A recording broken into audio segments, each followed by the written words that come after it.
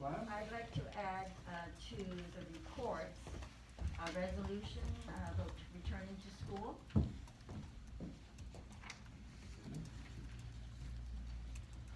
14.3, under reports, back to school resolution, Councilor Cloud. Councilor Fancy? I'd like to go under 9.0 corporate services. I'd like to look at highway signage on Highway 3. 9.1, highway signage. Yes.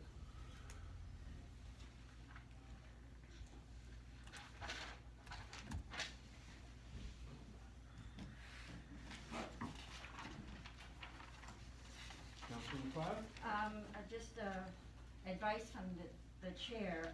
If I want to make a notice of motion, do I do that on the agenda or when the topic is discussed about the motion?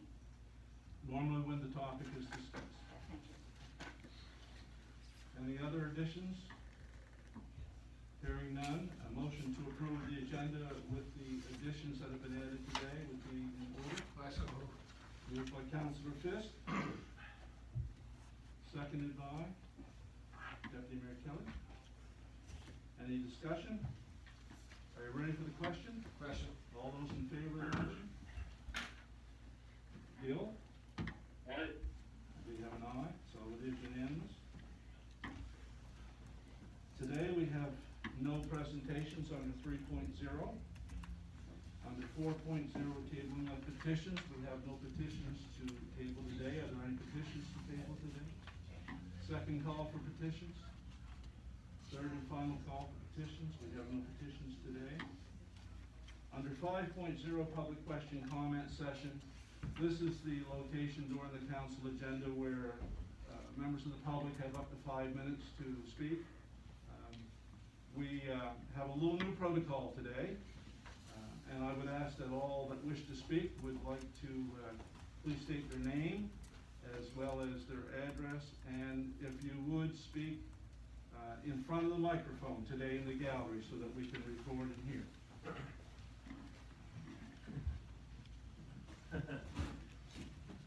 This is something new. Got the system changed a little bit, have you? A little bit later. Let's hope it works well. Yeah, Leon Robertson, College Street in Liverpool. Under 14.1, Council Implementation Report. It was asked by Council to check with the Liverpool Privateer Hockey Team to get a copy of their financial statement. And it says in there that there had been a meeting with them, and did we receive the financial statement? We have received partial financial statements at this point in time, and yes, there is ongoing discussions on this issue. Okay, thank you. And 14.2 is an interesting one. Carter's Beach report, good report there from the CAO, and with his recommendation and the past experience with the province of Nova Scotia, they have incorporated too much. It was suggested to them previously that they look at clearing a space there for 75 additional parking spaces there, plus an egress road coming out on the Central Port Mattoon Road. And of course, they didn't act on that or get back to you. Now it's being recommended that the committee be expanded to include members from the provincial government plus members from the community and so on. Let's hope we get some action if that is approved there today. The egress road, would that be coming out near what is known as the Cranberry Hall? Actually, to expand on that a little bit, Leon, the Minister of Lands and Forestry is in consultation with his staff as to what solutions they would put forward for Carter's Beach Road, Carter's Beach, the nature reserve designation and the parking area issue. The original discussion pertaining to the parking lot was to have the exit road leave a parking lot area to be constructed at the end of Carter's Beach Road and exit to Central Port Mattoon Road, probably 1,000 feet north of Cranberry Hall, because across from Cranberry Hall there are ecological and archaeological important sites in there, so one would not want to disturb that area. Mm-hmm. Yeah, there's actually a road there presently. It's grown up now in trees, but there's a road there. Because I remember my dad hauling pulpwood up over there years ago, back in the early 50s. So there is a road there already, we just need to be cleaned out. Yes, there are some old roads in that area, you're correct. Because there's Womaket Beach is what is known there, and there used to be an establishment there of a little hotel and cottages and so on there. And that's one of the archaeologically important areas. It's interesting that Carter's Beach has come so interesting to people, and in recent years before, we had our Sunday school picnics there in the early 50s, and there was nobody around on the beach. And anyway, it's a little different now. So anyway, let's hope we can get some action there, and the Egress Road, maybe it could be made a two-way street, then you wouldn't have to worry about people going down the Carter's Beach Road. And that's possible, it's still a work in progress. Okay, thank you, Mr. Mayor. Thank you, Leon. Any other member of the public would like to speak this morning? Second call. Third and final call for speakers, yes. If you'd like to come to the mic, please.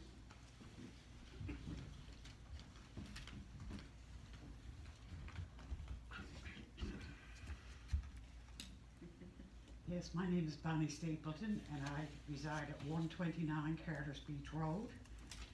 And I know quite a bit about what you're talking about, but what I wanted to bring forward is the fact that anything that's discussed about Carter's Beach or Carter's Beach Road, that the residents be notified in advance.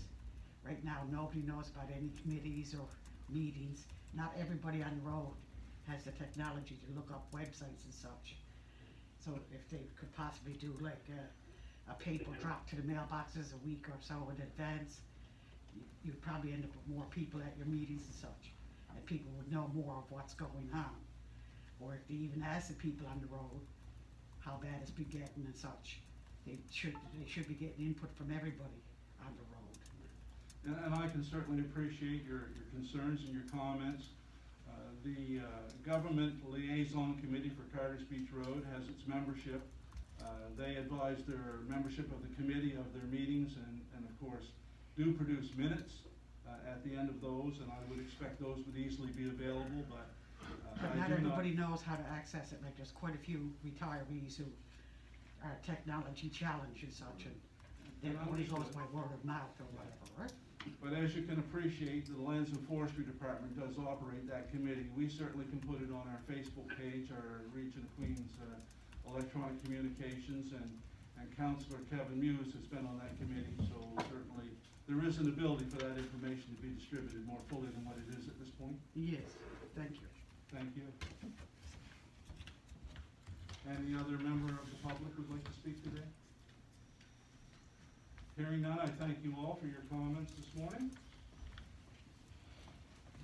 We will now move on to 6.0, approval of minutes, which includes 6.1, regular council meeting minutes of August the 25th, 2020.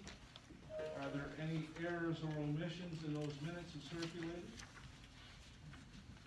Hearing none, a motion to approve those minutes would be in order. Moved by Councillor Muse, seconded by Councillor Fancy. Any discussion? Are you ready for the question? All those in favor of the motion, please raise your hands. Aye. Affirmative, Gil? It is unanimous. 6.2, public hearing minutes, August 25th, 2020. Are there any errors or omissions in those minutes as circulated? Hearing none, a motion to approve those minutes would be in order. Moved by Councillor Fisk, seconded by Councillor Freilich. Any discussion? Are you ready for the question? Question. All those in favor of the motion? Gil? Aye. Yep. It is unanimous, thank you. Under 7.0, dangerous or unsightly premises, we have nothing to bring forward today. Under economic development, 8.0, we have nothing to bring forward today. Under 9.0, corporate services, we have 9.1, which was added today, highway signage discussion. Councillor Fancy, would you like to take the lead? Yes, I brought this to the mayor's attention already, is that the signage that we did up on Old Falls Road to say that there was no throughfare. There's been another sign that's been added saying, no exit to Highway 8. And that goes back on the roadways, and these are all good signage, works well. The only thing that we did was on that time when we did the signage, we had added, a motion made by, I think it was Councilor McLeod at the time, saying we should have put a sign out underneath the big green sign which says, exit right to Keji, Caledonia, such as that, we put a sign underneath it to say something like, turn right at lights. And at the time, we defeated the motion, or I should say the motion was defeated. Now we're having a problem because there's one person who's the first house up there. People don't get the understanding when they see the sign and it says the exit to Keji and Caledonia. After that sign, the first road is Old Falls Road. But the sign has to be so far back from the lights to be able to, or where you're gonna cut off. And people see the first road and they say, oh no, I don't wanna miss it. So they're cutting up there, and they're cutting up, and they see the sign says no exit, and they're turning in this one woman's driveway, it's driving her crazy. And it says that, children, they have children there. So they're turning in this driveway all the time. She said, did she put up a sign, she said, children present, please do not turn here. So I think we got to go back and revisit it, and I don't know how we do it because we had a motion and the motion was defeated, that we look back at that big green sign, which is rotting. It's rotting at the top, it's rotting on the whole sign needs to be replaced anyway, but somehow in bold letters to be able to say, turn right at lights. So we can be, so that they can make it, so people won't be going up there for the wrong reason. And these people are just, they want to go to Keji or they want to go to Caledonia, and they're cutting up this road, and we just need to be able to, make this right and how we're gonna go about it, whether we look at TIR and say they need to replace that sign anyway because it's rotten, and add this to this, or make an addition to, and put it underneath saying, turn right at lights. CAO, would you like to expand upon how we deal with a defeated motion on an issue such as that sign at Keji? Sure. We operate under two sets of rules, Robert's Rules of Order, or no, sorry, not Robert's, Bornell's Rules of Order and our own Rules of Order. When a motion is defeated, the only time it can come back, it cannot be discussed or debated.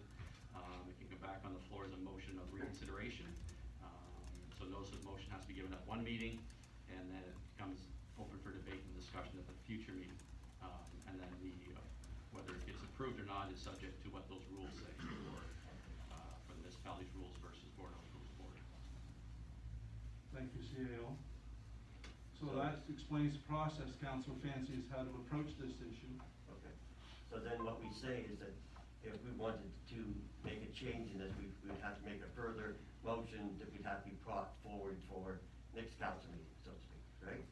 It would need to be served that a notice of motion is brought forward to state that there will be a motion come forward at a later council meeting.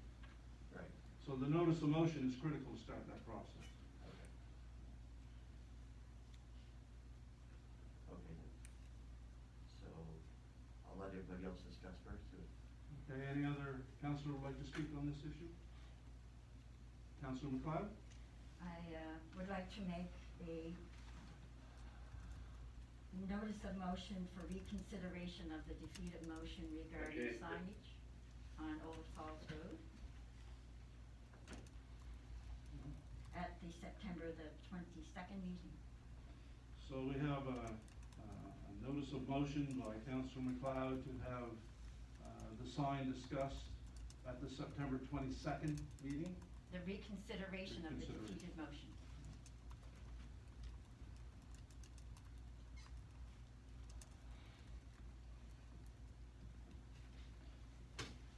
So there is no vote on that, there is no discussion on that.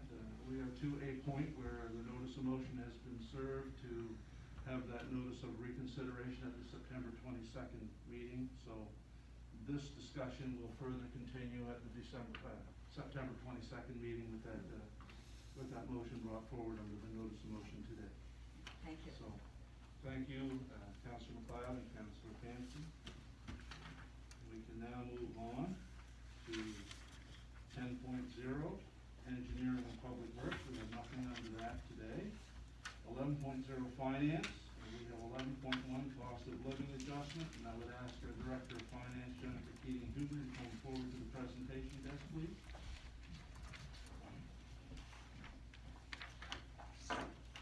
Under 11, well, I was going to say under 11.1, but,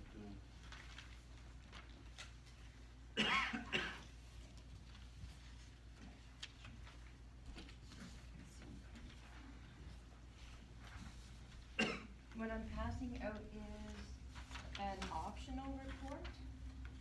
If council so considers and would like to change the motion or the non-motion that's in the recommendation paper as it is.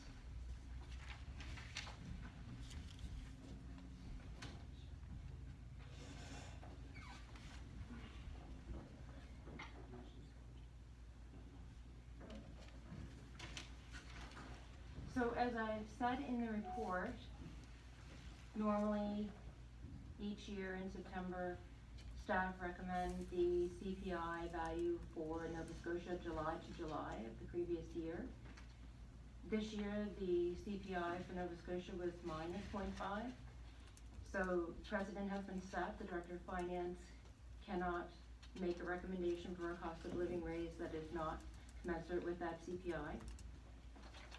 I do note in the report that both the union contracts, QP at Hillsview and IBW with our Public Works Department, had a 2% increase on April the 1st, as per their collective agreements.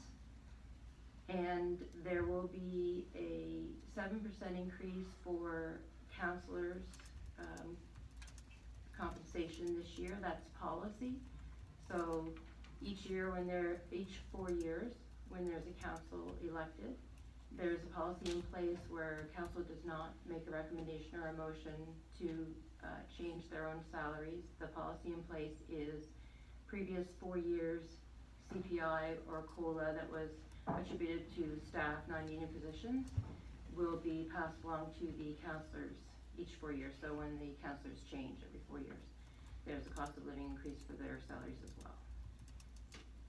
So I leave it with council's consideration if they would like to change the recommendation to a percentage that is commensurate with the union contracts or any other percentage.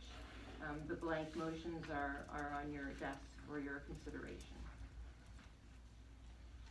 so to clarify the issue at hand, this report does not have a recommendation attached to it, so therefore there is no recommendation at the moment. What our Director of Finance has been discussing, that we do have an ability to put forward a recommendation for an increase. However, we end up with Borneo's Rules of Order today, which does prohibit any motion without 48 hours notice that is substantive. So I will entertain a discussion today on the thoughts of councillors on this, but I would suggest that if we are looking to put forward a motion to provide an increase under CPI or otherwise, that it would be for the September 22nd meeting. So would a councillor like to speak on that? Councillor Johnson, did you have a comment? No, I can barely flip a check or approve the document and see finance as finance. No way to provide support there in other there. Councillor Johnson, it's difficult to pick you up on your phone. I think that's the way it should read. But anyway, like I said, the finance department sees a recommendation as I stand it, it's not recommending any increase, and I support, the work that they've done. And the fact that there should be no increase. Thank you, Councillor Johnson. Any other council would like to speak on this issue today? Deputy Mayor Kelly? I'd like to ask Jennifer a question. What was the increase for non-unionized staff in 2016? In 2016, as in 4 years ago, Yeah. 1.3, And what was the increase in 2017? 1.2, And 2018? 2.7. And 2019 was 1.8. So what you're saying is that the CPI, last year the Nova Scotia CPI approved as 1.8, okay. And what was the unionized negotiation for unionized workers? 2%? 2%. And their contract is 2% for each of the next 4 years. Right, so 2% for each of the next 4 years. And just to be clear, counselor remunerations are only increased every 4 years. Correct. So in 2016, so that was done in 2016 before this council took office. Do you remember what that increase was at the time? 6.6. So there will not be another, that goes for the increase for the whole 4 years, because it won't be revisited until the next council comes in 4 years' time. So your recommendation coming forward is 7% based on the cost of living, or CPI for the last 4 years. 4 years average, and that's why councillors' remuneration gets increased by. On October 31st, 2020. Right, okay, thank you. Any other counselor? Counselor Fancy? Okay, so, again, like you're saying, that the union contract says it's 2% per year. Whether 5% or down to 0, it's still, they get 2% for 4 years. Correct. Which is built in to the contract, because that's already been negotiated. Right. The union, not the union, but the council, what you say was 7.7%. 7%. So 7%, that would be about 1.7 for 4 years, right, if you averaged it out over 4 years. It's the actual Right. cost of living for non-unionized staff the Right, previous 4 right. years. So even the council's gonna get about a 1.7 or something like that. And because of the CPI, and I understand what the CPI is, we're protected, we have to look at the CPI for our employees there too. It's showing that a negative factor is because of how everything went with COVID this year. But still, the price of food and everything has all gone up along with everything else. So our bills are still going up, even though the CPI has not, There's a lot of reflected fuel, it. like furnace fuel and insurances, everybody Yeah. realized insurance increases this year. The driver with the CPI was the gas prices. Oh, was it? That's Okay. what was driving it down to the 0.5. It was positive the month before, year to year, but July to July, it was minus 0.5. And Canada was plus 0.1. Right. And there is a 2% amount built into the budget as well, so. Okay, that's interesting with gas prices, I never thought about it on that end of it, which indirectly affects us, but the whole idea is that will go back up, when it goes back up if you're not, Undoubtedly. yeah, okay. Any other counselor? Counselor McLeod? Jennifer, thanks for the report, and if we have 2% in our budget and we retain it at 2%, of course, that it's already factored in to that. It wouldn't be outside of budget Right. to include 2%, that's All correct. right. And looking at the counselors' remuneration for the next 4 years, you're suggesting 6.6, or rounded off to 7? It was 6.6 in 2016, it will be 7% as of October 31st. It'll be 7%, okay. So, in my opinion, I can't justify counselor getting an increase when staff don't, so. I certainly agree with the 2% as a budgeted figure, as an increase for the next year. Any other counselor? Deputy Mayor Kelly? Am I to understand that the counselor increase is based on the last 4 years plus this year's CPI, The last 4 years, not including this year's. not including this The year? next council Will include term this will year, include this which is year's. negative 0.5. Right. So that's how that amount is derived at. It's based on actual cost of living increases given to staff in the 4 years prior to the new elected council. So whatever happens with staff in each of those 4 years, it's cumulative and then attributed to council remunerations. So most likely, unless the CPI drastically increases over the next 4 years, the next increase for councils will be a lot lower than it's been in the past. Because that's not really the norm, minus 0.5. We're in No, we do extraordinary not attribute a times. minus, no. No. It would be whatever council gives to staff, so if staff's a 0, then the first year of the 4 years that council's cumulative will be calculated, but will be based on a 0 in that first year. 0 in the first year. Or so it'll be a lot 1.5, lower. or 2%, whatever this year is, it will be an actual. Yeah. Any other comments, councillors? Jennifer, I think it should be clarified that when you look at an increase for council, it's done 4 years at a time. The council of the day does not approve their own increases. Correct. Staff receive a increase every year according to CPI, and it becomes cumulative in the second year because it's an increase on the increase plus the salary of the year prior, is it not? Yes. Yeah, so it could significantly increase beyond what council would be recommended for an increase over that 4-year period. Yes, council would be the actual. That would be the That's actual right. total, whereas staff would be cumulative Cumulative. in every year's increase. Yeah, That's right. okay. So we don't have any clear consensus going forward as to what possibly could be recommended for the 22nd on this issue from what I'm hearing today. Is there any, Councillor Hanson? I'm comfortable looking at, just because of the way the land is running at this particular time, with gas prices going down and they're gonna shoot back up, and just because of the cost of living with everything else, that, I'm comfortable with going with the 2%. Even though the CPI is 0 pretty well? Absolutely.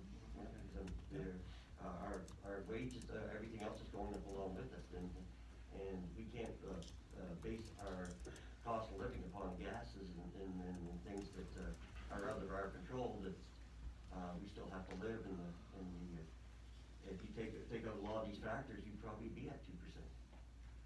Would you like to explain how CPI is calculated relative to all the increases and all of the issues that are part of that CPI, Jennifer? So the CPI is a basket of goods. And it has been in effect for, decades, that same basket of goods. It includes energies, foods, fuels, gas. It does include, insurances, maintenance and running of household. There's a number of factors, and there were a number of factors in this CPI which were positive. There were a number of factors which increased by more than 5%, more than 6%. The main driver of holding the CPI back this particular July to July was the drop in gas prices and the per barrel costs of oil was the main driver. But if you exclude the gas, which such dramatically decreased, the other factors did increase. And personal insurances, vehicle and house insurances were one of the factors that increased substantially, along with the insurance costs, the fuel, and furnace fuel, not the gasoline fuel. And there was another option. See, I don't have my paper in front of me, but yeah, there were a number of items in that basket which did increase substantially, but the main factor driving it back was the price of gasoline. Thank you, Jennifer. Councillor Freilich? I'm sensing a little bit of hesitation. I'd like to hear the CAO's opinion on this, or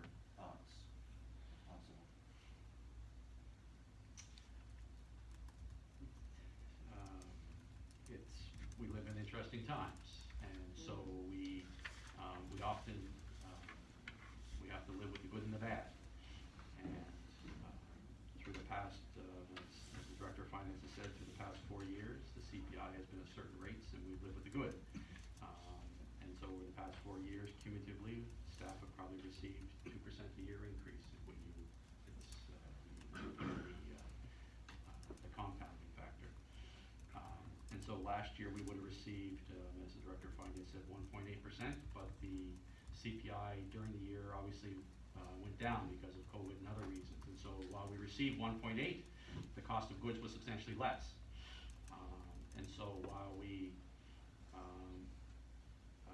continue to see some prices of some goods like lumber increase, we certainly do see a lot of goods decreasing in cost. And so the cost to the average consumer today is less than what it was previously. And so that's why the CPI is a great indicator of spending, because everybody has to buy fuel, whether it's home fuel or whether it's gasoline for the vehicle. They have to buy groceries and all those things. And that's why that basket of goods was selected as the most appropriate one to determine essentially the wealth of the economy and what people can afford and so on and so forth.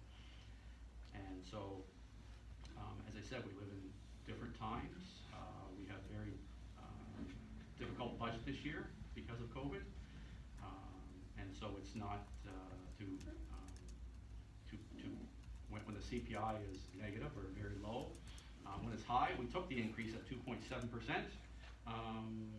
But when the CPI is low, we're suggesting, well, maybe we shouldn't follow the CPI, maybe we should still get a continued increase, which is contrary to our practice in the past. And so I just caution council that we have a very difficult year, as I said.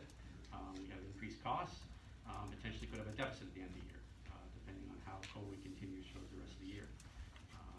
And so while it's nice to be able to provide increases in staff on a regular basis, we did during COVID this year, we didn't purposely, we did have some layoffs, but we didn't purposely lay off anybody in particular. Any layoffs that took place were through the normal process. So we were very generous with our staff during the year. While other people potentially were laying off people, we did not do that. So we were very generous to our staff in that respect this year. And so council has to balance and weigh all of those different options to determine whether they believe it's appropriate. And yes, certainly the unions did negotiate, they do negotiate every contract, whether it's QP or whether it's IBEW, certain provisions in their contract. And they have the authority and the democratic right to do that. And we bargain in good faith and do the best we can to be fair to our employees, but also fair to our taxpayers. And so while it may seem unfair that the union employees receive an increase in a particular year and non-union don't, it's unfortunate because there are other times, like I said, in 2018 where staff received 2.7, but IBEW would have received 1.75, I think, that year. So with the non-union would have received a 1% increase higher. So there is always a balance. Sometimes you gain, and sometimes you're more than the union, sometimes you're less than the union. And so those are my general thoughts. Councilman Clyde? I had just a comment or a question, basically, that deals with added expenses in the future, and I know essential services also includes our power in our homes. And with the new smart meters that are going to be installed, and I know power rates never go down, there has to be a high cost for those meters to go in, so I'm sure that power rates will increase over time. That's So that's true. another factor. And I don't know whether that's taken into consideration for the CPI, but we're all going to be affected like that if we accept those meters on our houses. And if we don't, it's going to cost us more anyway. That's right, because it's mandatory unless you want to pay an increased fee, isn't it? That's what I'm understanding was as well. Councilor Francie? Yeah, so getting to what our CEO is saying that basically everything balances out at one time or another. If you get 2.7 when you should have got 2 or things like that. So if you stay with the same program, we stay with the program, and the program will balance itself out, good or bad at times. And you're suggesting to stay with what we have and go forward. I don't know. I'm just asking. I'm not suggesting anything. Okay. I'm suggesting we have a practice that we followed in the good times and the bad times. Okay. And if council wishes to deviate from that policy, practice, you're deviating from the practice, for whatever reason you decide to deviate from the practice. Okay, thank you. Deputy Mayor Kelly? Yeah, a couple more questions then. Just to be clear, in 2018, when there was a 2.7 CPI, staff, non-unionized staff automatically got a 2.7% increase, correct? That's right. There was no, Wouldn't have, just to clarify, Mr. Chairman, wouldn't have been automatic, would have been approved by council. well, yes, but we can't recommend less than 2.7 if CPI is 2.7, or we can recommend anything we want, You it can doesn't have to be. recommend 0 if you wish, yes. Right, okay, thank you, well, that makes sense. What is in the budget this year for the 2% increase? What is the total amount?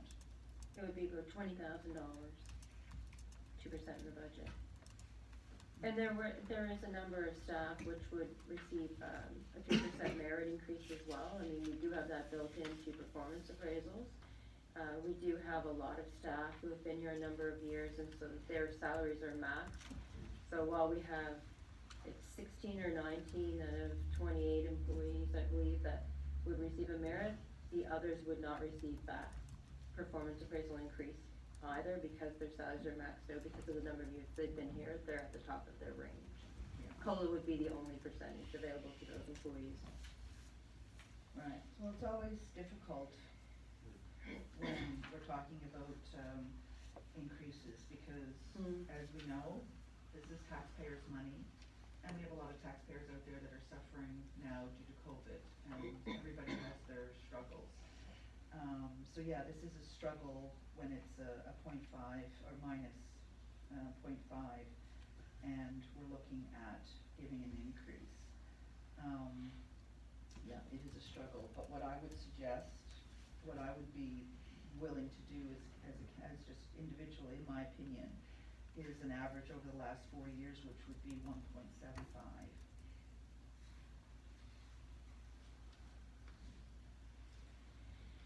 Any other counselor would like to speak on this issue? Okay, so we've had quite a discussion, and for the record, I do believe everyone on council is fully in agreement that we have great staff and they are working hard on behalf of taxpayers, and this is a difficult decision for any council to deal with.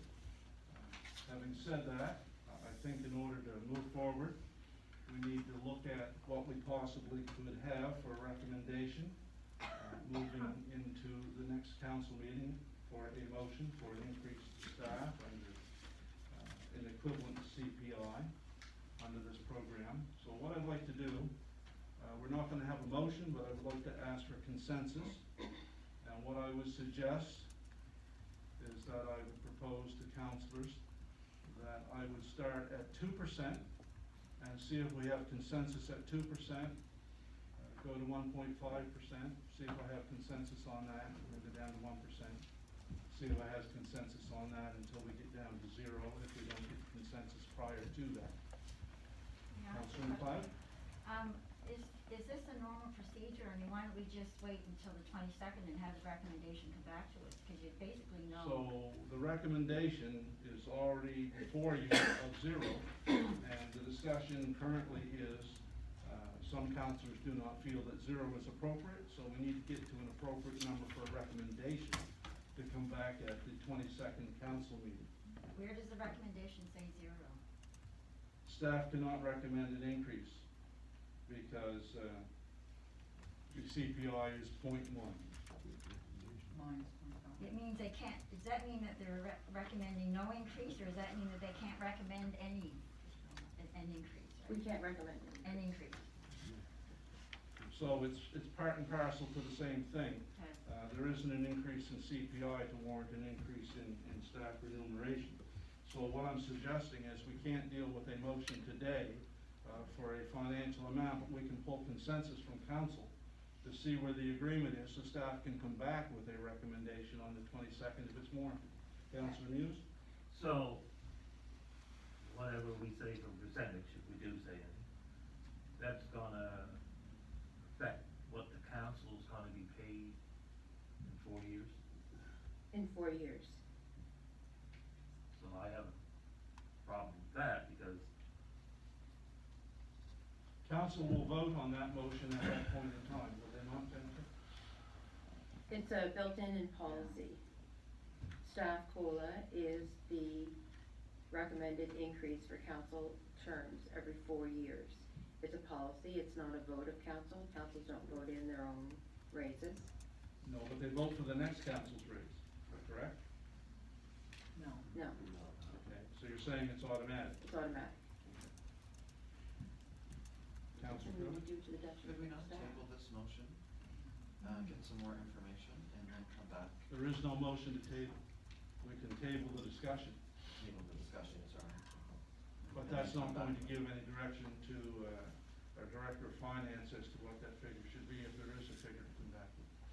So we'll find ourselves in the same position next meeting as we do today. I Is there could come any back more- with a recommendation for the amount that's in the budget, and then council can discuss whether they change that amount at the next council meeting. It's no different than what we're doing right now. Right. Say that again, sorry, I didn't follow that. I So can- if we could move forward with the 2%. I can reduce the put a budget, recommendation as the budget amount and then we have the ability to change amend that and just on September Do we 22nd. do that now? I know, but this is, I feel like this is a quick decision, and I'm not sure, I don't feel I have all the information. It feels something's happening. A big ask. Just 1 second, Gil, I have Deputy Mayor Kelly ahead of you, I'll come back to you. I just Deputy want Mayor to Kelly? clarify what you just said, is that the council remuneration increase is based on CPI, so the first year is 0. If we agree to higher than 0 for non-unionized staff, that is the amount that will go in for the first year for the council after next for the increase? Yes. Okay, so it won't be 0, it'll be whatever we agree for non-unionized staff. For the 1 year of the 4. Okay, well, I understand then why Councillor muses, because in essence, we are controlling from that point of all, even though we don't vote on the next increase, or like, we don't get to vote on the increase, it's automatic due to policy. But we council are has in the essence- ability to we are in change essence- that. Council has the ability to change what? Council could still, in that budget year, change that amount. But that will be a recommendation in that budget year, as it was this year. Policy, we can't, if we have no control over, which is a good policy, not to have any control over what councillors get paid, that it's policy that's automatic, which I agree with. Mhm. We don't have the ability then to reduce that amount. We don't have the ability to take that away. This is for the next council. I believe Councillor Johnson spoke to that this budget year, because there's always an amount in that budget year, so this budget year, the amount was set and budgeted for that, and council had the opportunity then to change the percentage or take it away at that point. During that budget, you still have the option to remove that increase if you wanted to, For that 1 year, for the current council? for the council moving forward. You would have the ability in that particular budget year to adjust or remove that percentage. Cause Councillor Well, Johnson the spoke to total that. percentage, because it's in our budget for this year. It's policy that staff would include that in the budget for that Yes, year. yes. But council in approving that particular budget could adjust it as well at that time. Well, I don't necessarily agree with that. I wasn't aware that this is, it's getting very complicated and tedious. Right, okay. I understand. So I have Councillor Johnson who wanted to speak. Go ahead, Councillor Johnson. I had one, with the issue, where they both council administration and non-union staff numerous. And I'm not too sure we couldn't divide the two and deal with the non-union staff and then deal with counselors. It's my idea of counselors. If we're in it for the money, we're in it for the wrong reason.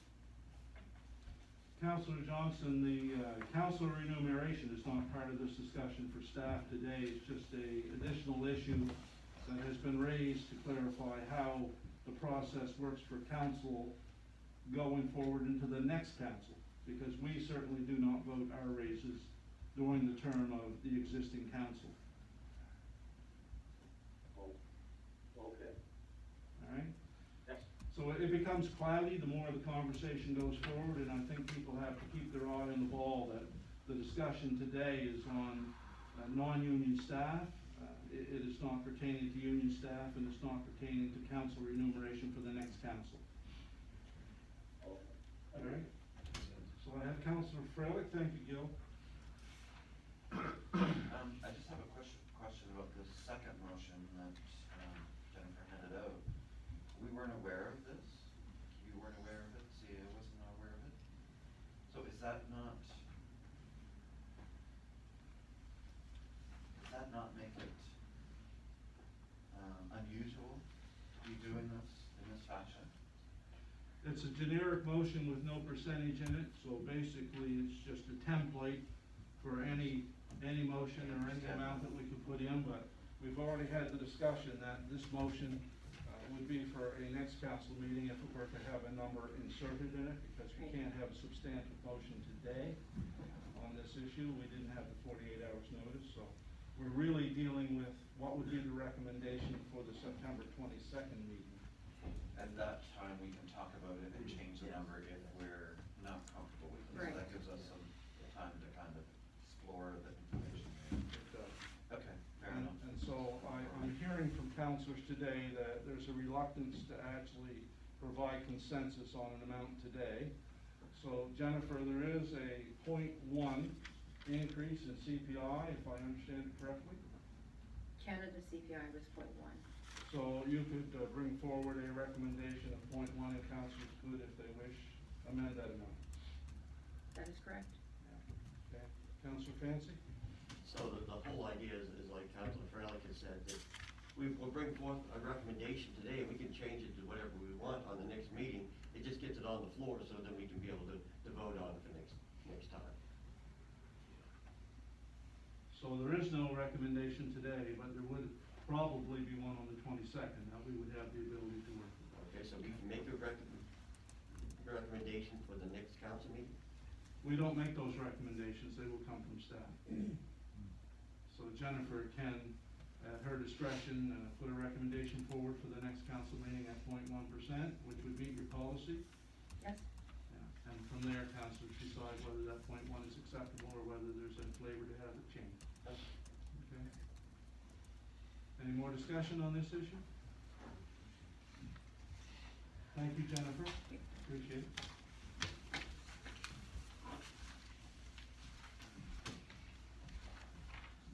We have nothing under 12.0 Recreation and Healthy Communities today.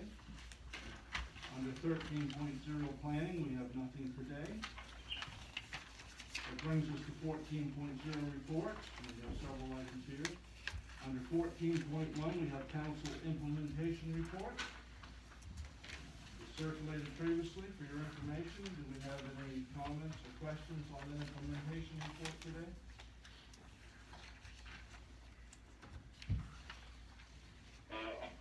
I have something, David. Councilor Johnson? Yes, under item June 9, 2020, the strategy document that was put forward for proactive, sustainable solid waste plan. I see an act taken was the July 29th meeting, which from my perspective, I attended that, and it fell quite a bit short of what was recommended or the expectation I had for crafting a strategy doc. So I'm not sure where we go from there. Well, I was looking at that item, and I understand from the action taken that the committee agreed to reach out to transportation regarding unsecured loads, et cetera. So I think that that committee has more discussion planned according to the notes in this implementation report. You were there, is that a correct interpretation? What I did at that meeting was review of everything they're doing today, but it wasn't a strategy going forward to do more. That was my expectation. Well, I can't speak to that because I wasn't in attendance at that meeting, but there were other counselors here today that were. Counselor Fancy, would you like to speak? I think what Councilor Johnson is bringing forward is correct. There was a lot of talk on what we have done in the past and how and we did, go forward with some shortfalls. And, I guess, where are we going forward from here? We don't know. Is there supposed to be more scheduled meetings, what they're supposed to be doing?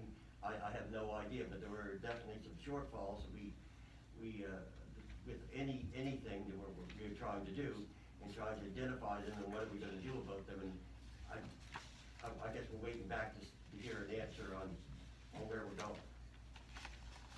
Well, my suggestion would be that the committee schedule a date and set up another meeting and see if you can get some final results to this issue, because without a committee meeting again to follow up on the loose ends, I think this will just linger. So I'm not on that committee, but a number of you are, and I would hope that you would take that action to bring it to a closure. But further to that, I don't know if it's going to be like people like, Scott, who is from the region, who is going to have to bring something back to us. We can't just ask for another meeting, we gotta see what the answer is coming back from the meeting that we had. You can't schedule something else when you don't know what you need to schedule about it. So I'd ask the CAO if he could respond to his knowledge on this initiative. I'm confused. I know that. So the meeting, they had an ad hoc committee, met, of which several members of council and staff, I think the RCMP were present at the meeting, I was not. They had discussion about, unsecured loads, and staff were gonna reach out to TIR. Right. And then further communication with the group would occur when developments occur. So my understanding from that wording is that there's no further meetings planned, and that the people that were at the meeting, the councilors included, were comfortable with what was discussed.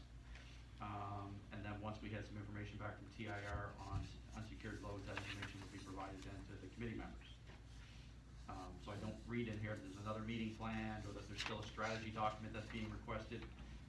But I would suggest, as Mayor Dagley has said, if that is the wish of members of council, then I can ask staff to arrange another meeting, give an update on that information from TIR if it's been received, and then the committee can then have another discussion about whether there want other actions to take place. Okay, sure. Okay? Yes, Uh, just one second. Gil? If I can input a little bit, Sure, go ahead. unsecured load is one element of the strategy. So having, Department of Transport deal with unsecured load, great, that's one piece of the strategy. But the entire need to be able to keep this litter, contained in our landfill is what that committee should deal with. And I know Councilor Crowley was there, and at that meeting, he, echoed the same sentiments I had. I thought we were building a strategy and not trying to put what we're doing today that doesn't work. Okay, Gil, thank you. I'm gonna move to Councilor File. Thank you. I attended that meeting as well, and the ad hoc committee was formed with council and the RCMP policing, community policing officers. And I know that there is an actual committee of council, which is the litter abatement committee. That's separate from this group, is that correct? To my understanding, not a committee of council or the municipality. That's a group of volunteers as well as some staff and council. Okay, most of those members were at this meeting, is that correct? Okay. So the discussion that we had was more on litter rather than more on illegal dumping and that sort of thing. We did discuss that with Kelly and Hurley, our bylaw officer. And we did not come up with any, as we discussing today, we did not come up with any direction or strategy. But there were a lot of ideas presented at that meeting, and we did receive the minutes, but in the minutes, there wasn't anything that was clarified as to what those discussions were. So each of us kept our own notes, I'm assuming. But I think it's important to either get this thing back in, in the right direction, or meet with the group that has that independent group, the litter abatement group, and kind of work out, be part of the strategy build of the document. CAO, what would be the best way to move this forward through that committee with staff to get the answers and be able to move forward on this initiative? There needs to be clarity around what the issue is, and what the problem is. And so if the issue or the problem is not unsecured loads, then we shouldn't be talking about unsecured loads. If the issue is litter, then we should be strictly talking about litter. And litter is different from illegal dump sites and all those things. Litter is a single small act. And so that becomes an enforcement issue, so the RCMP has to be involved. And the municipality does not have authority to issue littering tickets. Our bylaw enforcement officer does not have that authority, so it's a provincial issue, and it is an RCMP issue. And so, but the committee, whoever the committee is, needs to get back together and decide what issues they want addressed. Is it a public education campaign? Then we can work with Region 6 to be involved with the public education campaign in the RCMP. If it's an enforcement issue, then that's a discussion we need to have with the RCMP. Is it an issue around more placements of more waste receptacles everywhere, then that's a municipal responsibility. So we need to know what the problems are, so then we can come up with what the solutions are to address what those problems are. But it seems to be some not discrepancy, but there seems to be differing opinions as to what the problem is and what we're trying to solve. Councillor Fancy, I think you had your hand up. Oh, no, Furley. Councillor Furley?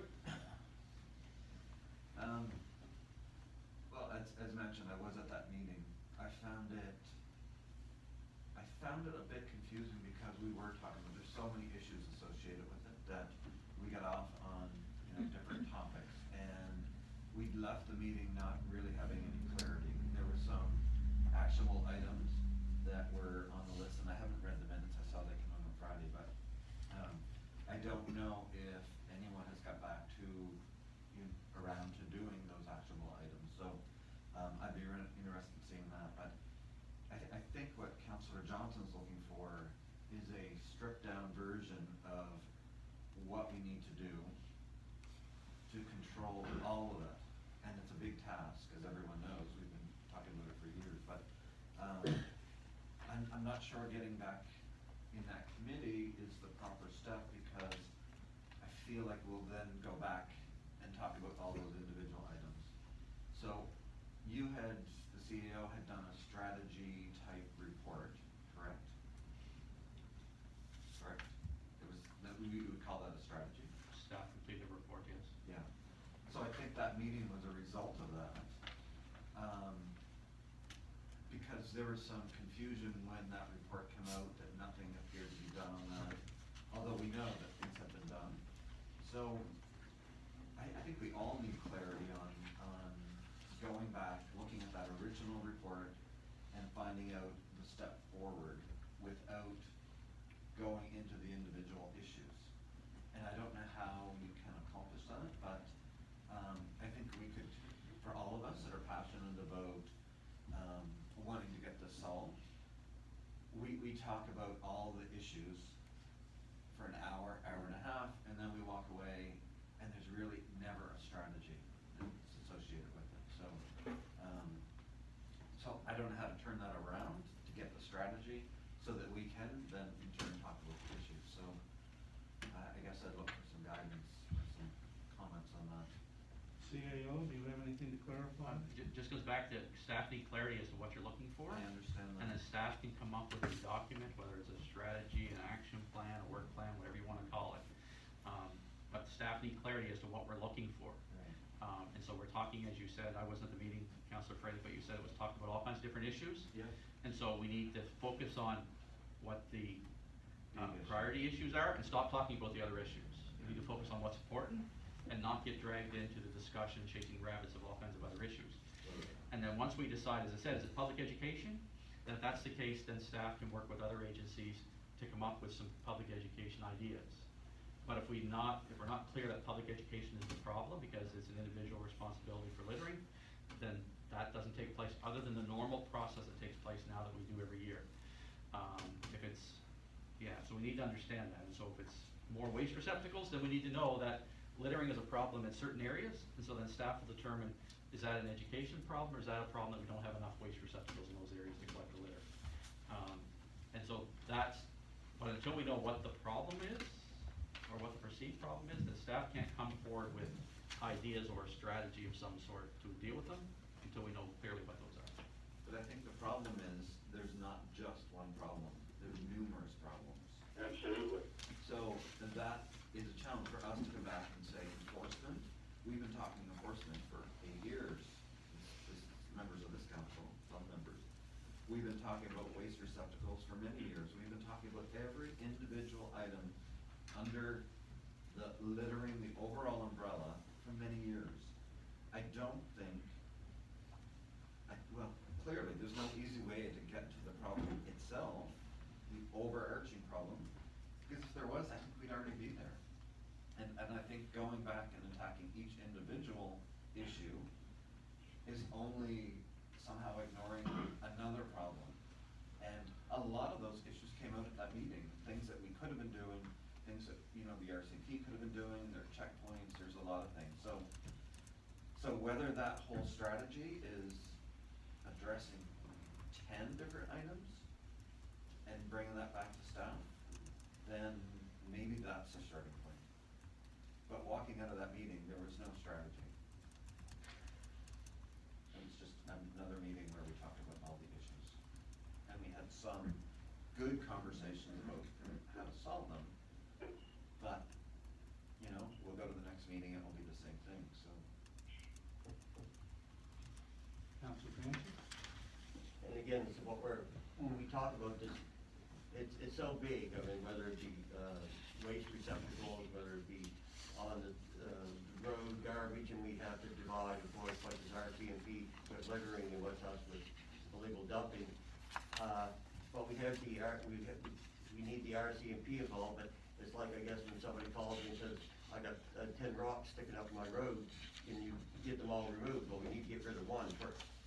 So I guess if that's the strategy we have to go by, the problem being, if we get into a meeting, everything comes pouring out.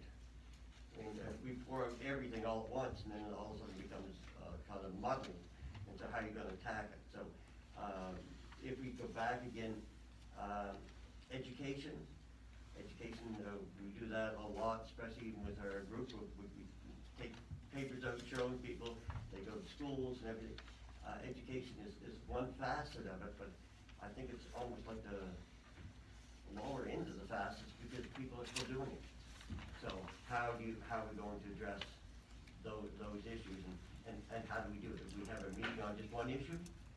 Or how would it be best to work with the region on that?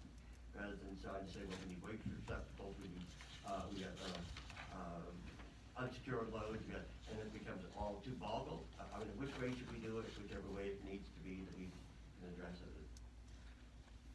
I'm open to it. Well, I think if you're gonna have a meeting on one item, you're gonna have a lot of meetings, so perhaps it needs to be multitasking at a meeting, but CAO, what would be your approach to make this, come to a conclusion? Well, I think that the committee or the individuals that are keenly interested need to sit down, have one more meeting and decide what the priority is, what the issues are, and then leave it with staff or to come up with some type of document that we can then implement. And recognizing with that document is going to include what we do now. Right. So I know people don't want to hear about what we do now, but what we do now is important. We do more than most municipalities in the province. And so most of our stuff is already done. There's not a lot we can do, but if there's certain areas that we need to focus on, then the committee or the members of council need to decide, here's where we need to focus on. And recognizing there might be 7 or 8 areas But as someone said, we recognize that, but this year we're gonna focus on area 1, and we're gonna do that really well. And forget about, well, areas 2, 3, 4, 5, 6, and 7 are important. We're not gonna focus on those, because if we focus on all 7, they're gonna get watered down, you're not gonna get a substantial result in any of them. But if you focus on 1, then you may get substantial result, and then the next year you focus on area 2. But I think that the committee needs to get together and clearly articulate, where their focus, they believe the focus needs to be, because where they believe the problem areas are. If I can, Yeah, Gil, go ahead, Gil. that speaks to a strategy document. What we're gonna do in year 1, what we're gonna do in year 2, what's the most important things they have to do, and what's the financial implications for upcoming, councils and budgets. That's a strategy document. That's what I understand, and that's what I requested, a month or so ago. So I think, Chris, your thinking is in line with what our need is for a region. But when we meet with these new people who come to the community, and their big issue is litter and garbage in the ditch and in unsightly places, we as a region need to focus on that. And if we're gonna build a plan, what we're gonna focus on first, what we're gonna focus on second, and what they're gonna cost us, that's a strategy document as far as I'm concerned. Thank you, Gil. Any other counselor have a comment on this issue? Counselor Fancy? If this goes forward, will Scott be setting this up, or just so we just don't leave here and just say, well, it's gonna be set up, and nobody's going forward with it. Again, on our last meeting, there was a lot said about what the region does, and the region does a lot. We are one of the best regions around for some of the things that we do, that's why we get things, we allow more, bags of garbage, we have more dumping here, so we get a lot of garbage because of what our region does and is willing to do. And we understand that, and that's not putting that down, it's just saying, where are we going from here? And I think the CAO through this discussion today has a better understanding as to where the focus needs to go. So CAO, could you sort of walk us through exactly what you would like to see staff do from this point forward? So I'll arrange staff to organize another meeting for those members of council that are interested in participating, the appropriate staff, and I would just ask the council members that do attend that, come with a clear understanding of what your goal is, what your expected outcome is in the community, and be willing to prioritize those and say that although I want 4 or 5 things done or done differently, here's the thing that I think we need to do, and I need staff or I need council to work cooperatively and jointly come up with 1 priority or 2 priorities. And then staff will look at that, we'll look at what the options are to implement it, what we can do to affect change in those areas, what the cost implications are going to be, and then the staff will do their best to implement that. Okay? So hopefully that will bring us to a resolve on this issue and meet the needs of Councillor Johnson. So we'll let the CAO and staff arrange that meeting and try to strategize the important points moving forward to get to this solution that we're looking for. Any other questions or comments on the implementation report that was circulated? Okay, thank you. So that takes us to 14.2 Carter's Beach. There is a recommendation on 14.2. Who would like to take the lead on 14.2? Councillor Hughes. I move that the Council of the Region of Queens Municipality authorize a letter to the Nova Scotia Minister of Lands and Forestry requesting that this department establish a Carter's Beach Committee with representatives from the municipality, including Shelburne MLA, Nova Scotia Department of Lands and Forestry, Transportation and Infrastructure, Renewal and Environment, along with the Queens RCMP, Acadia First Nations, 1 local West Queens business representative, and 2 residents of the Carter's Beach area. And further to that, the municipality representatives on the committee have power to authorize all non-financial decisions and financial decisions that would not exceed 2,575 municipalities on behalf of the council and bind the municipalities as such. And further, that the Minister of Lands and Forestry be requested to authorize the required human and financial resources from this department to facilitate this committee's work and action plan, including any external consulting studies required. Seconder? Seconder further?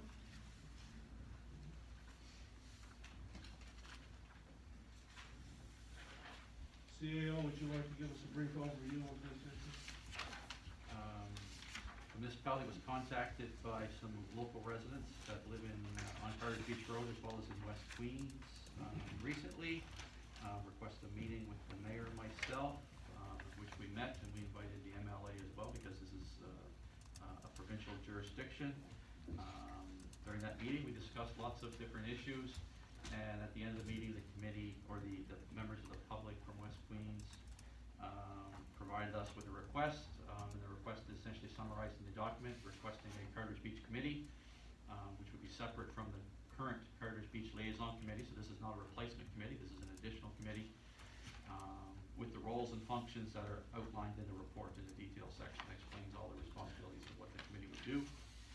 And they've asked us to come forward, ask for council support to advocate with the Minister of Lands and Forestry to establish that committee.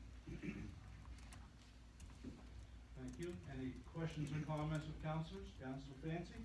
Okay, a couple things that come to mind, but who all will be on this committee? We heard this morning of a resident who says that I don't know what's going on, I don't hear anything. So I see, we've got one local, West Queens business representative. It should be looking at some just local residents rather than along added to, so they can be able to at least pass the word along. Not everybody uses the internet, not everybody uses, we've got an older generation that don't, a lot of times the communications don't get passed through. So should we be looking at it as residents who live there locally to be part of this committee rather than just the committee and a business person, have a couple local residents that will be part of that to understand what's going on. Along with that, I think there should be a member of council part of this. One thing we lost over the last 4 years is the council being part of committees, and sometimes communication doesn't get back.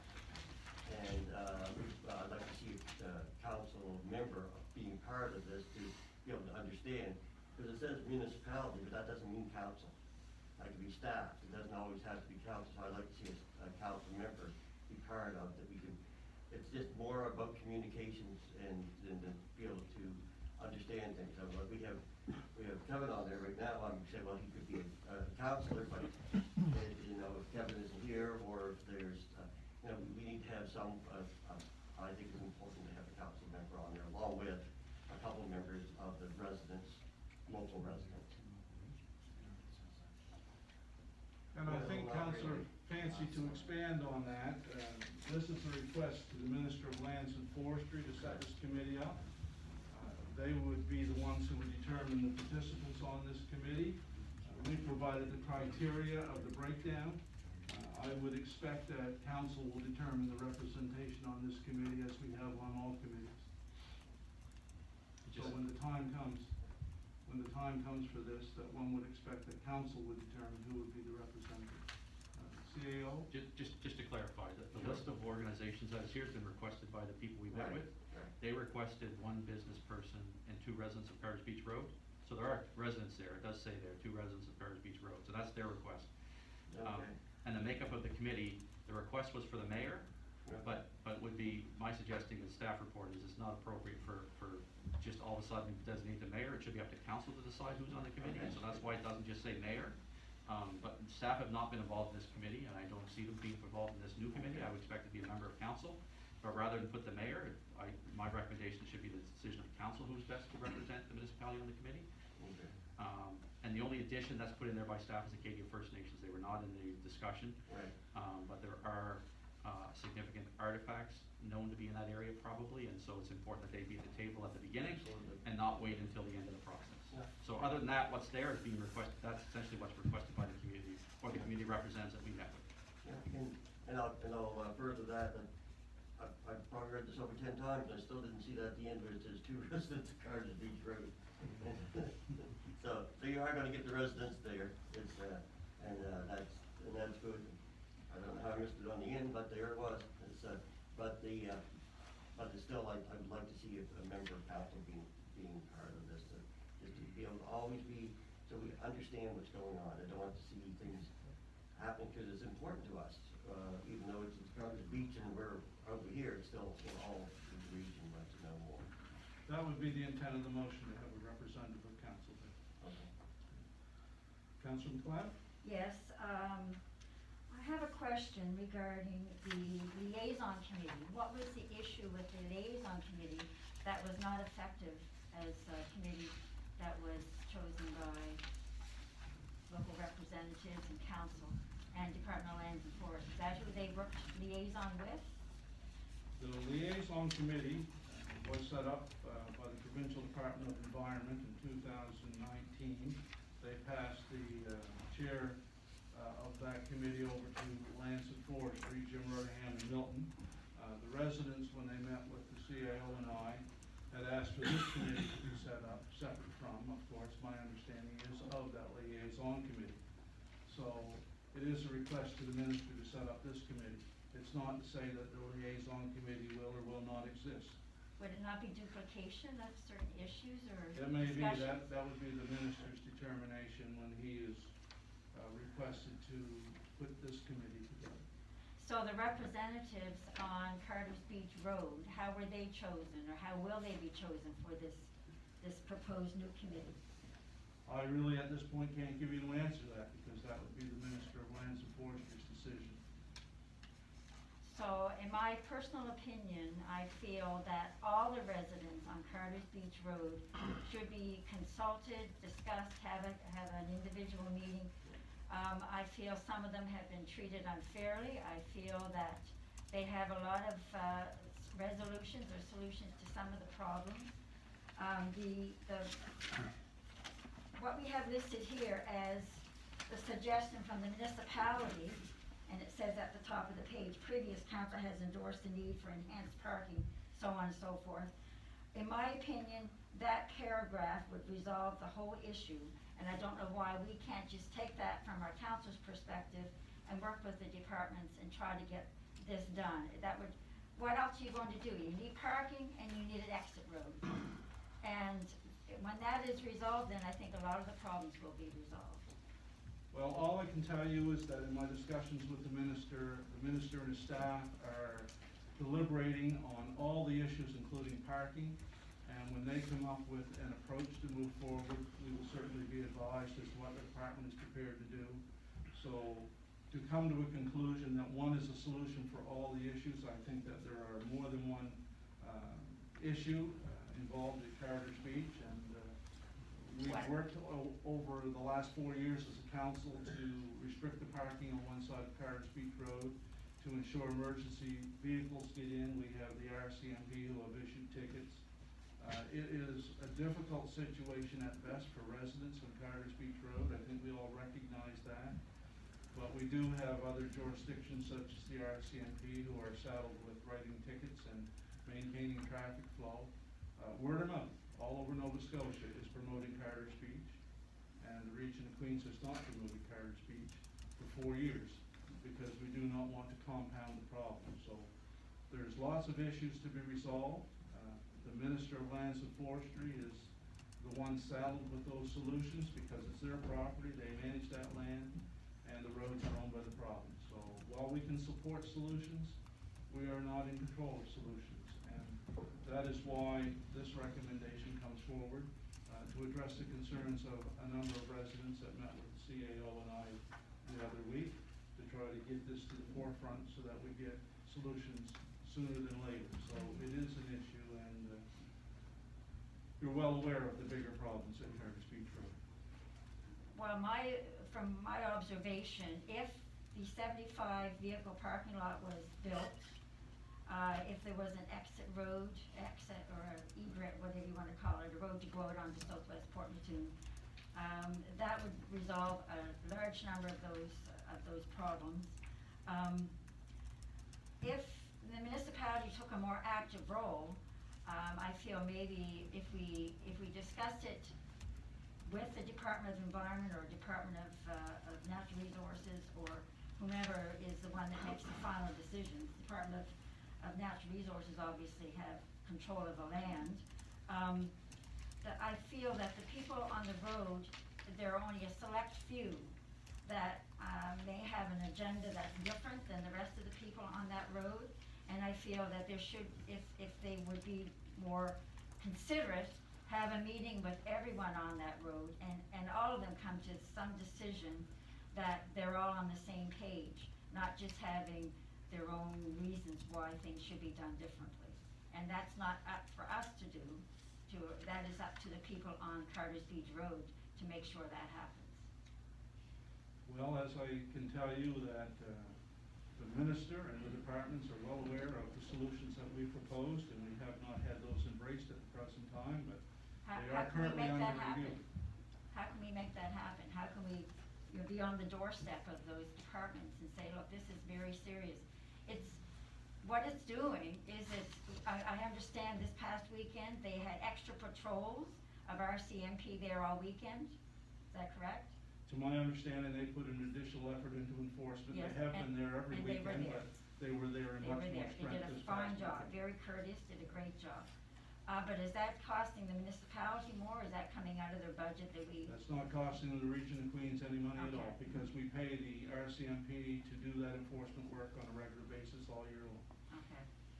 And I feel that, talking about the residents on the road, the current residents, and I know there's been some issues there with respect to parking, and I think maybe if we had a discussion with those residents from our perspective, because we control the land use bylaws, that there could be some consideration in them understanding the bylaws, and rather than getting letters in the mail that are a shock to them, and maybe have a discussion, open up communications with the other residents closer to the end that have had issues with parking.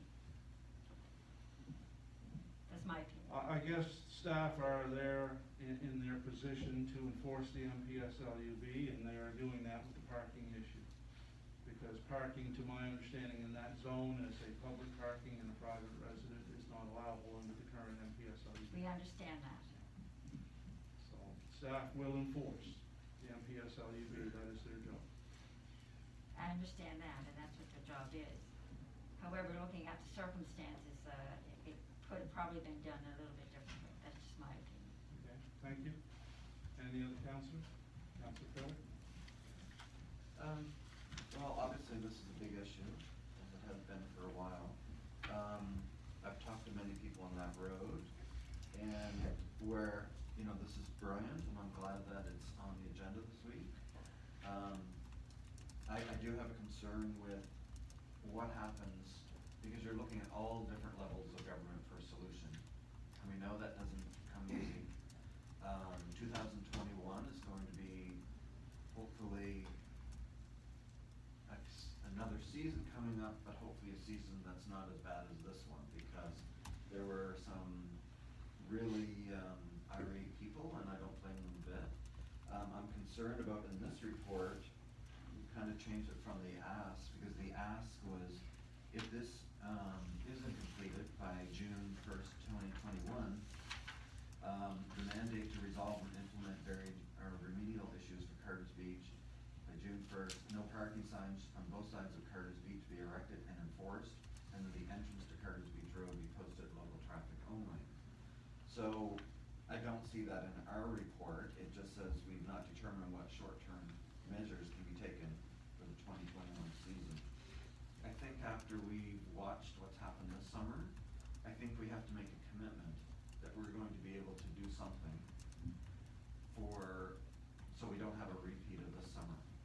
Because we know what's happening. July 1st it starts. It gets built up by the August 1st weekend, and then Labor Day is the final, and then it goes away. So, but that's 2 months of horrible conditions for the people on the road. So we need to make a commitment, what we can do as a municipality. And understanding that we're gonna be working hard to try to get this resolved.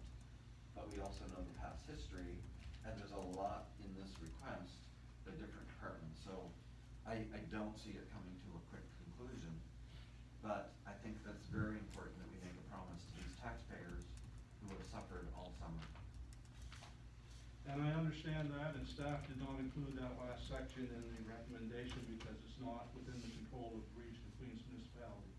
It is other departments, and certainly this committee, if formed, will have that responsibility to have those discussions.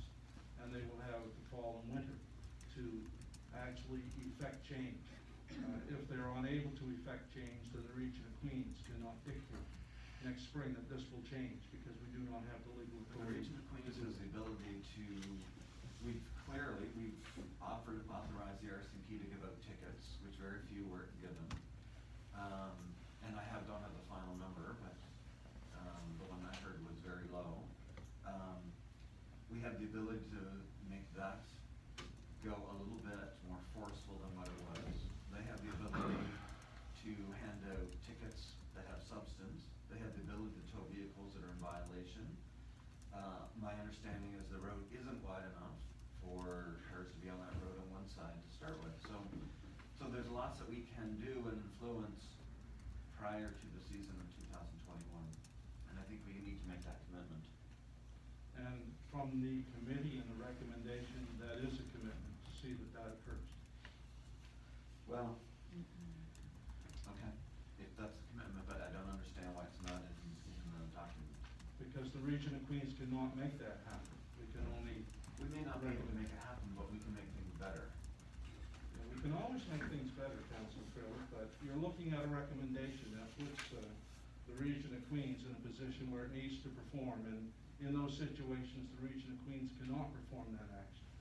And that's the fine line. Staff put that together, and I would let the CAO speak to that issue, because he's heavily involved in these types of recommendations. Just with reference to the last comment there, we've been asked by this group of citizens to advocate with the minister to form a committee to deal with 8 issues that are of concern to them that they want some discussion on. Right. And some decision on.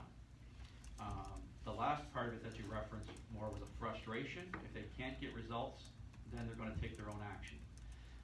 I think that's very inappropriate to put in this report, because essentially you're saying, here's what we want, but if we don't get our way, we're gonna take our own action. So if I was the minister, I wouldn't take kindly to that type of comment. I think it's a very forceful comment, and I think it was in their own private notes that they provided to us. I'm not sure they wanted that discussion public.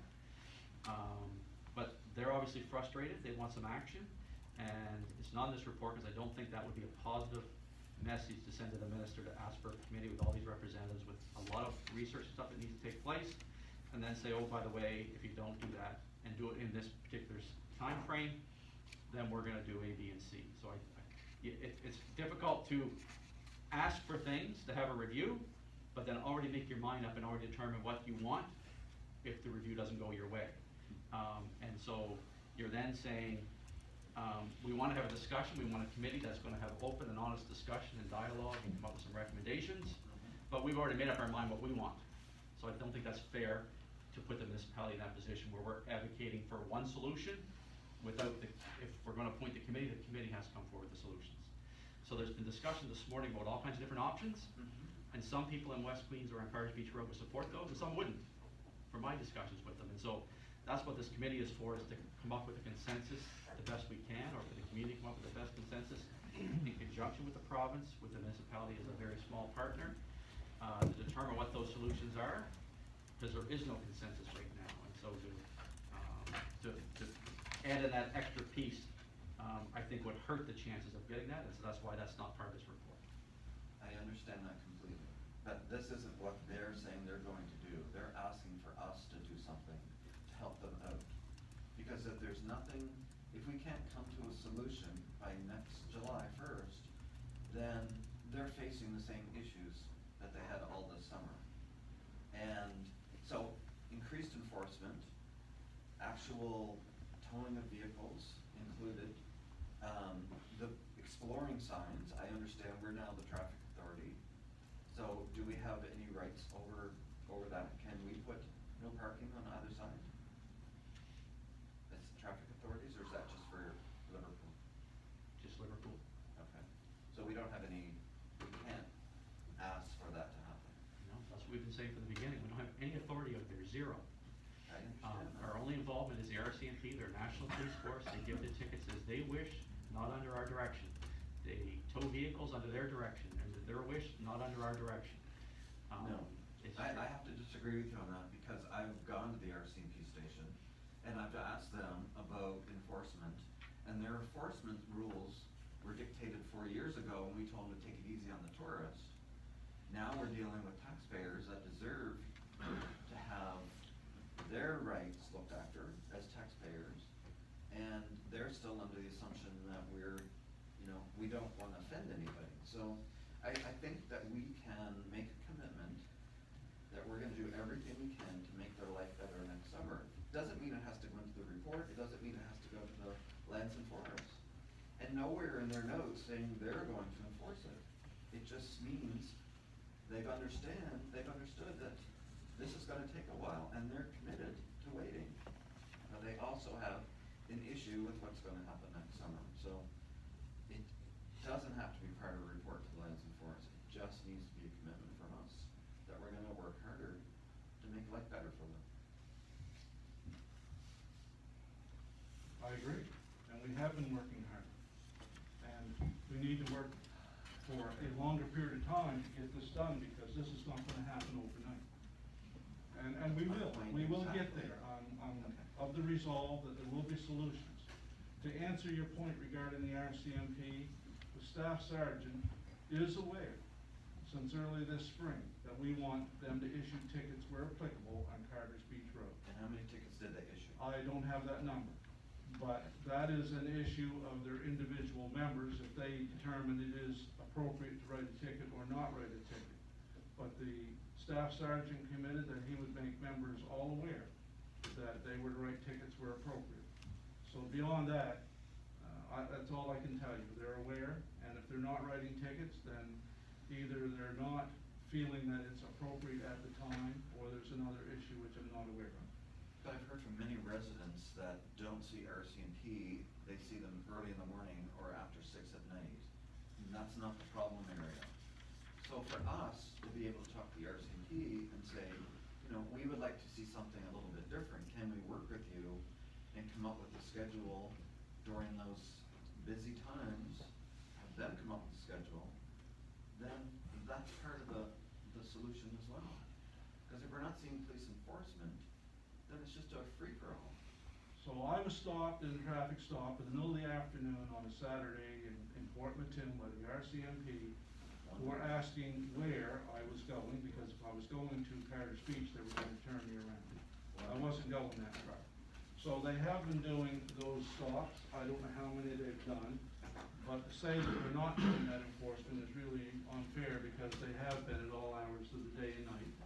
And they have additional duties. It's not 100% Carter's Beach, so that information is not something that I'm privy to. But I know that they are committed to doing efforts. I know that they have been doing efforts. I know that this past weekend, they've done probably an ambitious effort, because it is Labor Day.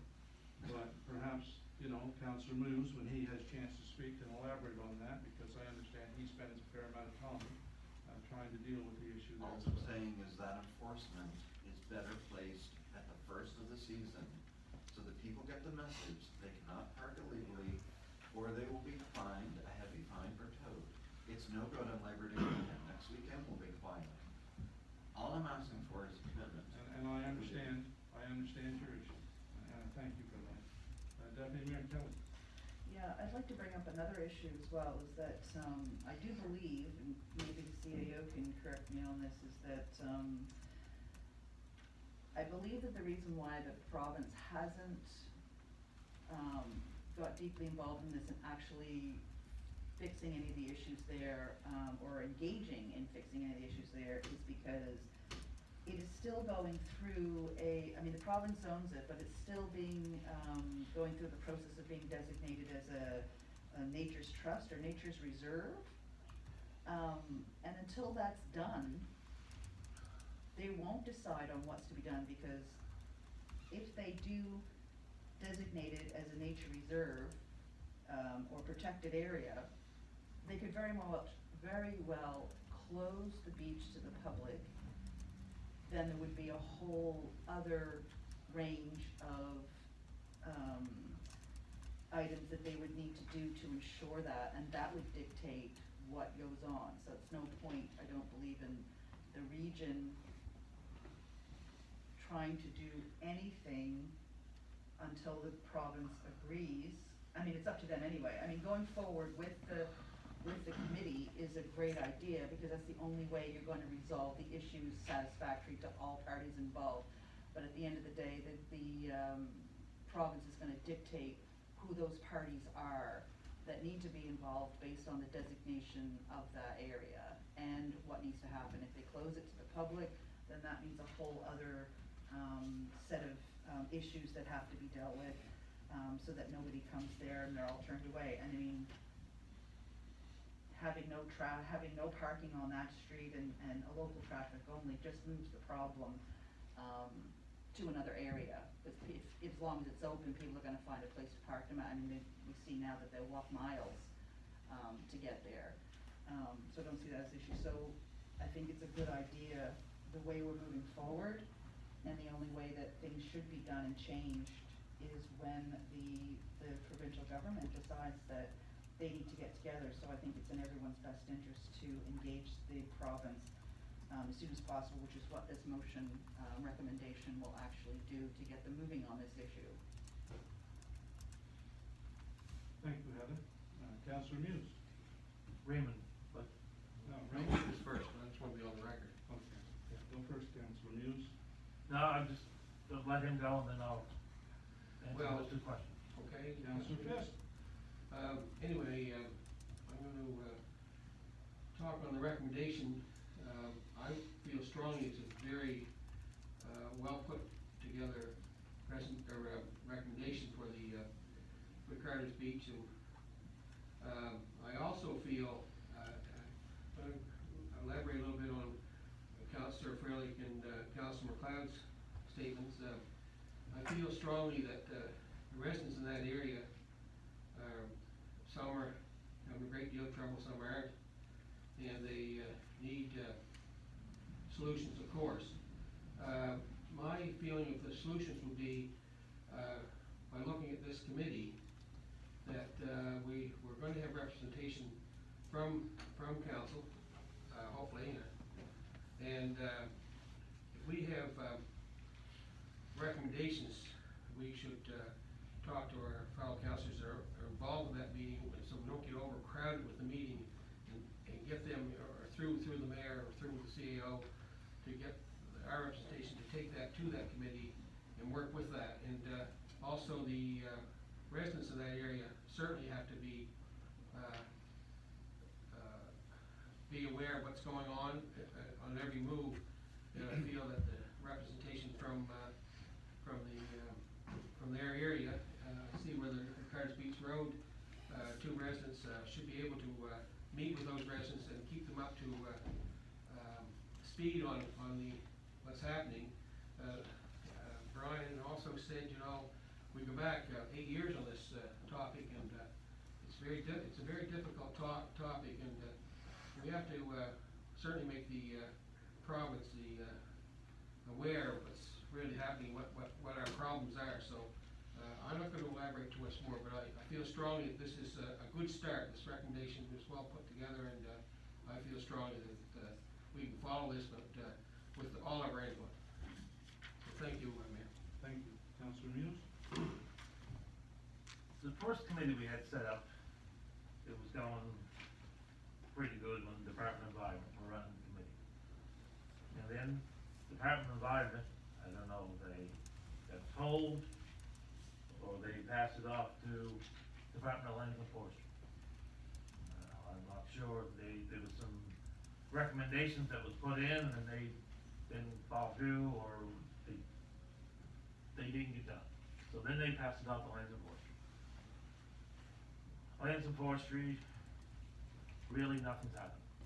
So this is why they wanted another committee set up through the Department of Lands and Forestry. I'm not saying it's not gonna work. Maybe it will, maybe. But the Lands Enforcement Minister knows the problems. nothing's been fixed yet. You know, I go down there every week, I mean, sorry, 2 or 3 times, I talk to the people there. You know, they're saying, that, you know, there's a we and a they. We want this, and they want this, you know, and I don't know how you're ever gonna get them all together. Because I think it's half and half in the road. You know, it's not good. The parking tickets, I'm so pissed off, I hear this so many times. The tickets were issued 4 years ago, there was a problem with the tickets. They were not told not to give tickets to people. We fixed the issue of the tickets, so the RCMP can give tickets. The first year they didn't, because we had a ticket problem. Second and third year they give tickets. This year, they have been a little slack on giving tickets. I know, they were down there, the weekend that Mayor Daley was talking about, they was down there another time and blocked off the road because there was too much traffic going down. The blocking off the road and the parking on both sides isn't gonna work. All we're gonna do is put it up on the southwest road, or we're gonna put it down the Burgess Road, and then they're gonna go up over the dunes. So that's not really helping it. Or they're gonna go to the Cranberry Hall Park, and then walk down across the dunes there. So, I know, I feel for the people down there. I wouldn't wanna live down there and have all these people doing that and throwing garbage everywhere. As far as closing the beach down, it will never be closed down. They can make it a nature reserve, and from the high tide up, the beach will never be closed down. People put that in their head, it's gonna close down. It never will, unless there's some kind of fungi in there and they can't go in there. I wasn't asked to be at this meeting, because I'm not really sure. I guess they think that I'm on the day, I'm not on the week. If the minister sets this committee up, I think it, you know, it would be great. But I think it's gonna be a lot of work to get this committee set up. And yet, they haven't done anything yet. So I really don't, you know, I'm in favor of the motion, yes, let's try something different. But it's not like, you know, we've been sitting on our thumbs and not doing anything. We have meetings all the time, Lands and Forestry. There's one person here, at least from the committee, that's on there, 2 of me, sorry, Mary, see you.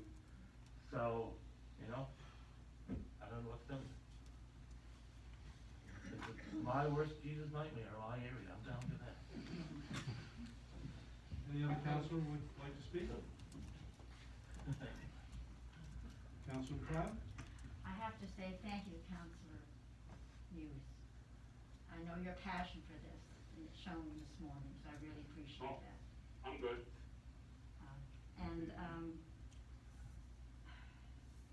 I guess we're gonna have to deal with this morning. I have to leave about 11, because I have to go to a funeral, so, and I wanted to get this other motion on. Yep. Anyway, I just wanted to say thank you for that. Thank you, Counselor McLeod. So if there's no more discussion on this issue, then are you ready for the question on the motion? Question? All those in favor of the motion, please raise your hand. Gil? Gil, are you in favor or opposed? Lost. Those opposed? We have a majority, the motion does pass. Gil?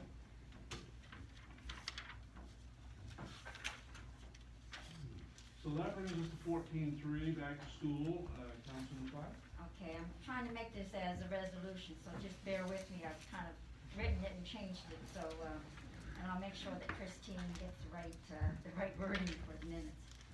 Whereas today, Tuesday, September the 8th, 2020, is the first day of students returning to Queens County schools, whereas it will be much different than other years due to COVID-19 health measures in place for everyone's safety.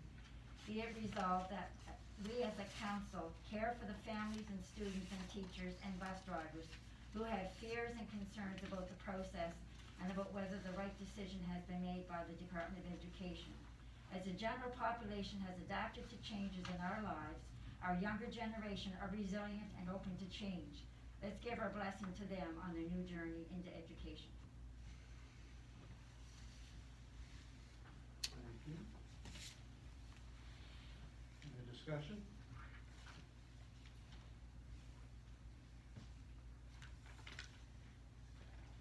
Thank you, Councilor McLeod, very appreciated.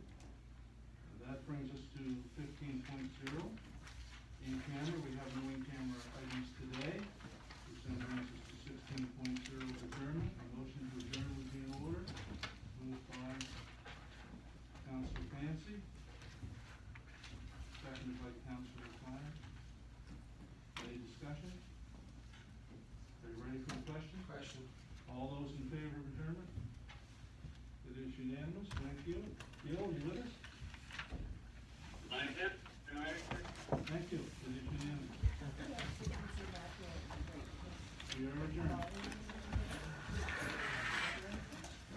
Thank you to all my senators. Sorry.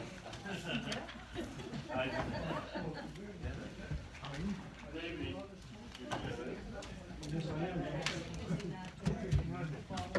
I think I need it. Yep. We are done. Just asking folks to please exit.